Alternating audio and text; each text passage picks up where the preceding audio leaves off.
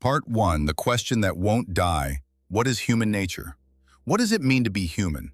This question has haunted philosophers, mystics, and scientists alike for millennia. It's not just an abstract riddle. It's a mirror held up to our lives, our struggles, our choices. And yet, for all our progress, we still don't have a clear, unanimous answer.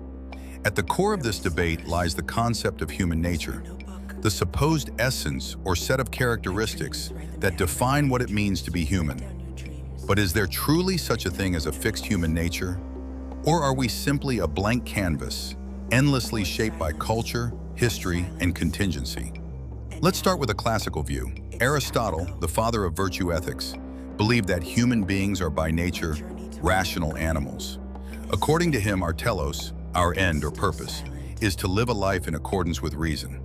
Man, he wrote, is by nature a political animal. He meant that we flourish only in community, using our reason to pursue the good life, eudaimonia. So in this vision, reason isn't optional, it's fundamental to who we are. But reason, as history shows, doesn't always guide us.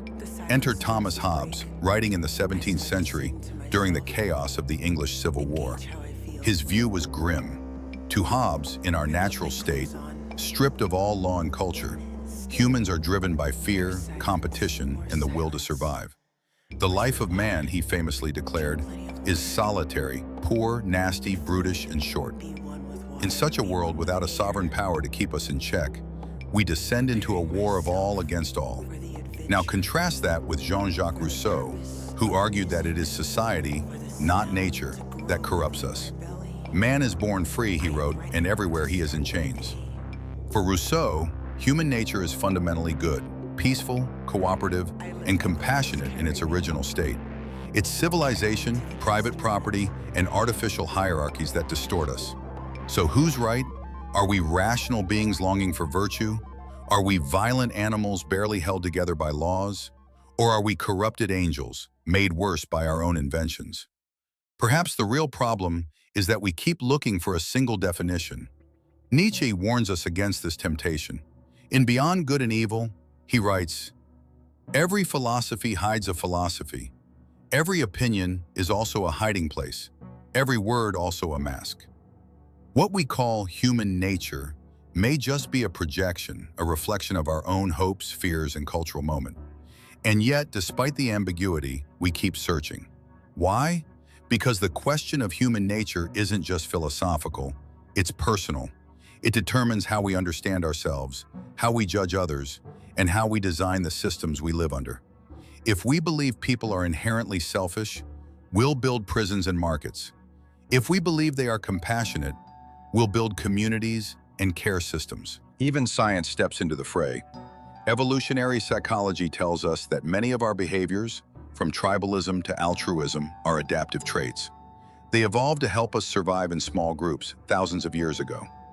But does that explain our obsession with beauty, our need for meaning, our capacity for art?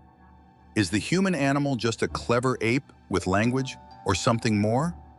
We'll dive deeper into that in the next section, where we'll explore how existentialism shattered the idea of a fixed human nature, and what that means for your freedom, your anxiety, and your sense of purpose. Part 2, Existentialism and the Burden of Becoming. If classical and modern thinkers wrestled over what human nature is, the existentialists came along and asked a far more unsettling question. What if there is no fixed human nature at all? Jean-Paul Sartre, the towering figure of French existentialism, famously declared, "Existence precedes essence." In other words, humans are not born with a predetermined nature or function. Unlike a knife, which is made with a purpose, to cut, human beings simply exist first. We appear, we live, and only then, through our choices, do we create our essence. That's not a comforting thought. It means we can't blame nature or God or biology for who we are. It means the weight of our identity, our morality, our future, all of it rests entirely on our shoulders. Man is nothing else but what he makes of himself, Sartre wrote. It sounds liberating, but it's also terrifying. This radical freedom leads to what Sartre calls anguish. Not the passive dread of depression, but a kind of existential vertigo. The overwhelming realization that there are no absolute values to guide us, no cosmic blueprint, no safety net.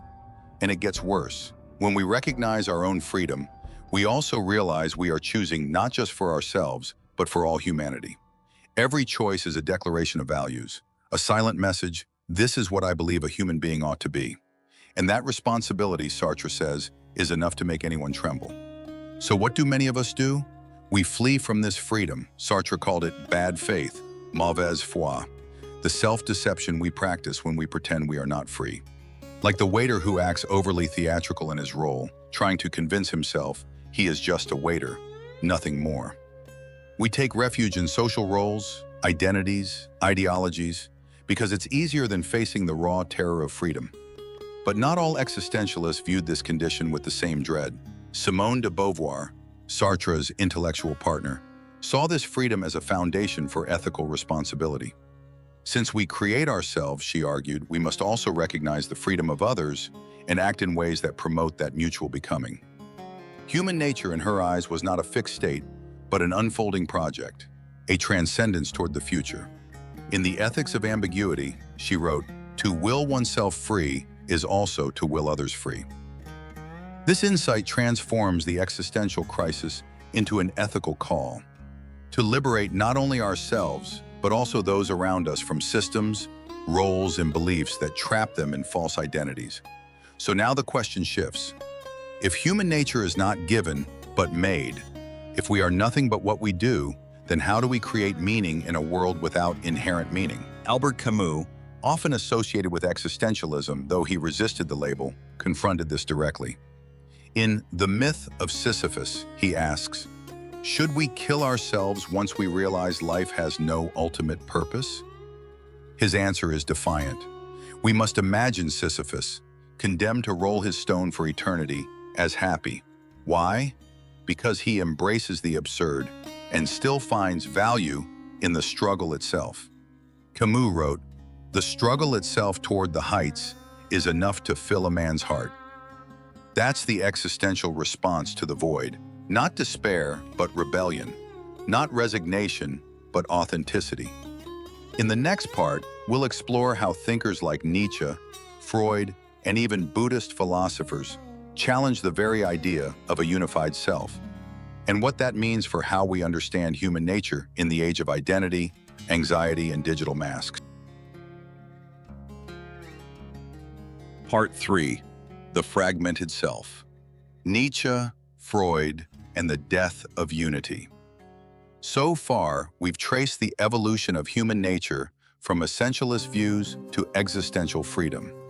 But what if even the idea of a coherent self, the I that chooses, thinks, and acts, is just an illusion? Friedrich Nietzsche was one of the first modern philosophers to directly confront this. He wrote, provocatively, "There is no being behind doing, acting, becoming. The doer is merely a fiction added to the deed."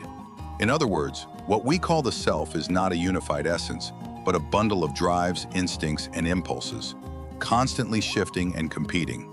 To Nietzsche, the notion of a stable, rational subject was a relic of metaphysics, a comfort we cling to in order to avoid confronting the chaos within. His idea of the will to power replaced any notion of a fixed human nature. For him, life was an aesthetic process, not something to be defined, but to be created. This vision is both liberating and destabilizing. If the self is not unified, then authenticity means embracing inner contradiction. It means affirming the flux, not trying to impose artificial coherence.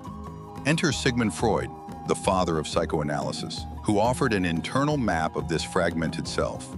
He split the psyche into three parts: the id, the ego, and the superego. The id is pure instinct, chaotic, unconscious desire. The superego is internalized authority, rules, guilt, shame. And the ego? The poor mediator in the middle, trying to survive.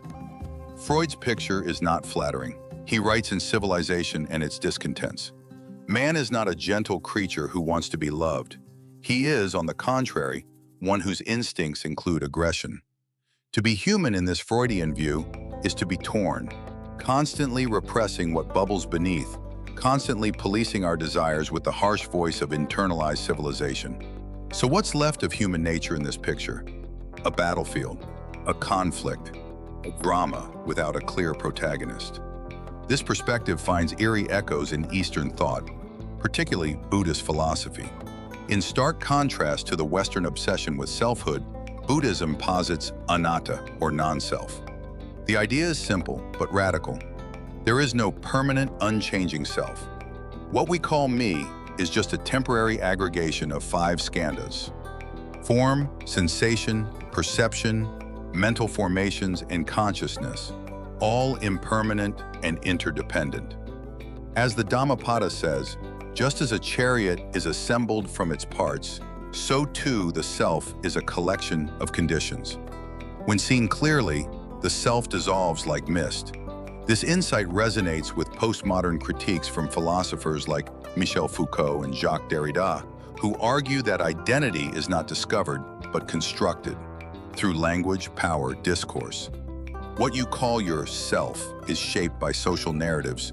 So we find ourselves here in a whirlwind of views. Aristotle says we're rational animals. Hobbes says we're violent survivalists. Rousseau says we're innocent beings corrupted by society. Sartre says we invent ourselves from nothing. Freud says we're conflicted and unconscious. Buddhism says we're not really there to begin with. This isn't confusion, it's philosophy doing its deepest work. It refuses to settle for easy answers. It keeps asking, who are you beneath all your masks?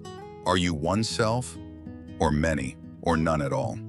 In the final part, we'll tie all of this together, not by giving a definitive answer, but by exploring how these philosophical perspectives can actually help you live more consciously, more freely, and perhaps even more peacefully in the uncertainty of being human. Part 4, Becoming Human, the Ethical Weight of Not Knowing. If there's one thing all these philosophers seem to agree on, it's this: human nature is not simple. Maybe it's not even a thing. Maybe it's a question, a task, rather than an answer. But what does this mean for how we live?